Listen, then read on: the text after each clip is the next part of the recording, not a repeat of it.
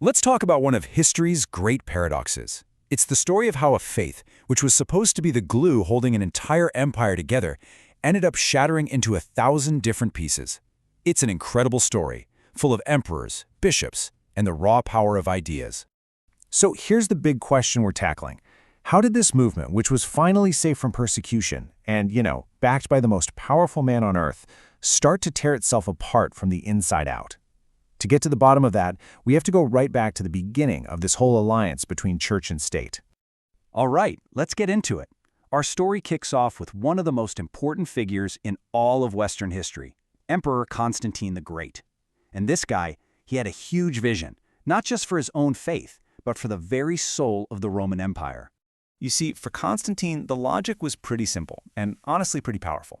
The empire was massive, it was unruly, and it was getting harder and harder to govern. He came to believe that Christianity, with its worship of one single, all-powerful God, could be the spiritual glue to hold the whole thing together. The idea was simple: one God up in heaven, one emperor down on earth, and one unified church to connect the two. And make no mistake, this wasn't just some private belief he kept to himself. This was a massive public statement. He put up inscriptions like this one, directly linking his own military and political wins to the Christian God.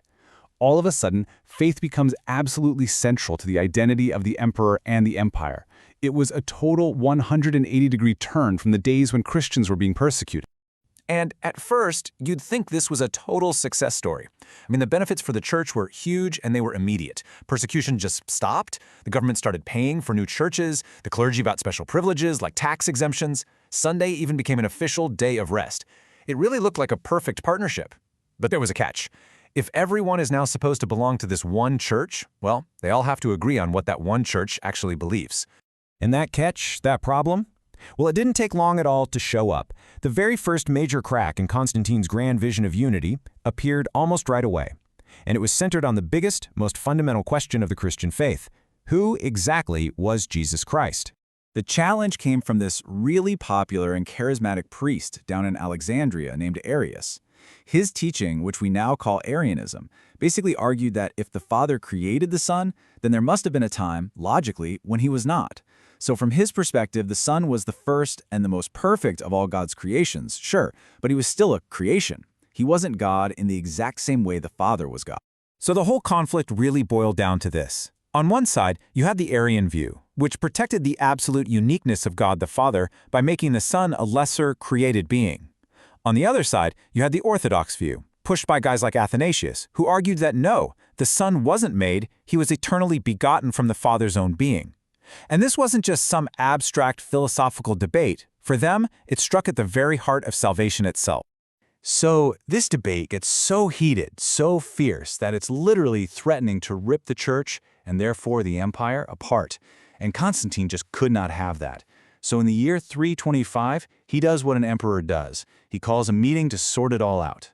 He summons bishops from all over the known world to a city called Nicaea. And the big solution that came out of the Council of Nicaea? It all came down to a single, very important, and actually non-biblical Greek word, homoousios. It means of one substance. By putting that one word into their statement of faith, the bishops made it crystal clear. The Son shares the exact same divine essence as the Father. It was a complete rejection of Arianism. Arius was condemned, his teachings were outlawed, and Constantine had his unified doctrine. Or so he thought. The funny thing about solving one giant theological mystery is that you often end up creating an even more complicated one right behind it. The fight for unity was a long, long way from being over. Okay, so think about it. Nicaea establishes that Jesus is fully God, homoousios, with the Father. Got it. But everyone knew he was also a historical man who walked around, ate, slept, and suffered. So how on earth could those two things exist in one person? How do you cram the infinite divine God into a finite human man without one of them completely overwhelming the other? To answer this, you basically had two major theological teams emerge, each with a different approach. You had the Alexandrian school, led by guys like Cyril. They always started with Christ's divinity, emphasizing the unity of his person in what they called a word-flesh model. Then you had the Antiochian school, with leaders like Nestorius. They started with Christ's humanity, and they really wanted to emphasize the distinction between his two natures to keep them both intact in a word-man model. And just like what happened with Arianism, this huge, explosive new debate ended up focused on a single Greek word. This time, it was Theotokos. The word was a title for the Virgin Mary, and it means God-bearer or Mother of God. It was super popular with the Alexandrian side because it perfectly captured their core belief that the baby Mary held in her arms was, right from conception, truly and fully God. But for Nestorius, who was now the top bishop, the Patriarch of Constantinople, this was just a step too far. From where he was standing, calling Mary the Mother of God made it sound like she actually gave birth to God's divine nature, which is impossible. He thought it dangerously confused the two natures, so he offered a compromise. Let's call her Christokos, or Mother of Christ. But to his opponents, that sounded like he was splitting Jesus into two different people, a human part and a divine part. And just like that, the fuse was lit. And boom, the whole controversy over Theotokos just exploded.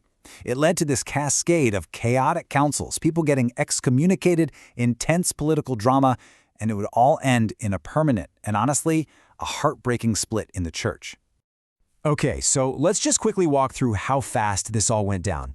First, there's a council that condemns Nestorius, but his side protests, and the core problem doesn't get solved. Then, a monk named Eutyches, trying to defend the other side, goes to the opposite extreme and says Christ's human nature was basically swallowed up by his divine one. This leads to another council that was so violent and corrupt it was later nicknamed the Robber Synod. The whole situation was such a mess that a new emperor finally said enough and decided to call one more definitive council to settle this thing for good. And this is what they came up with, the Chalcedonian definition. Now, this thing was a masterpiece of compromise. It said Christ is one person, which made the Alexandrians happy, but in two natures, which made the Antiochians and their allies in Rome happy. And those four famous descriptions, without confusion, change, division, or separation, were meant to carve out a middle ground where everyone could agree. This was supposed to be it, the final word, the formula that would finally bring unity. But it wasn't. And here is the absolute tragic irony of this entire story. The very formula that was designed to unite everyone instead caused the first massive, permanent split in the church. The groups who accepted it would go on to become today's Roman Catholic and Eastern Orthodox churches, but for huge parts of the church in the East, especially in Egypt and Syria, that phrase, in two natures, just sounded way too much like the teachings of Nestorius that they'd already rejected. So they refused to accept Chalcedon, and these ancient churches, today we call them the Oriental Orthodox, went their own way. And this split at Chalcedon, it wasn't some kind of one-off event. It set a precedent. It created a kind of blueprint for division that would just keep echoing down through the centuries. You see this pattern of defining faith with super precise formulas, and then splitting from anyone who disagrees. It just becomes part of the DNA. Fast forward to 1054, and the church that agreed at Chalcedon splits again, this time between the Latin West and the Greek East. Then jump to 1517, and the Protestant Reformation completely shatters the Western Church into hundreds and hundreds of new groups. The great unraveling that started back in the 5th century just kept on going. So when you boil it all down, Constantine's original dream of one church for one empire had this powerful, completely unintended consequence. The very attempt to create a single, perfectly defined doctrine, backed by the power of the emperor, actually became the engine of division. Every solution just created a new problem, and every definition just created a new group of people on the outside. Which leaves all of us with a final, really big question to think about. Is this quest for a single, perfect, absolute doctrine a source of strength and truth? Or does the attempt to capture an infinite mystery with our finite words always inevitably lead to conflict and fracture? It's the central tension that began with an emperor's grand vision, and believe it or not, it continues to shape our world today. Thanks for watching.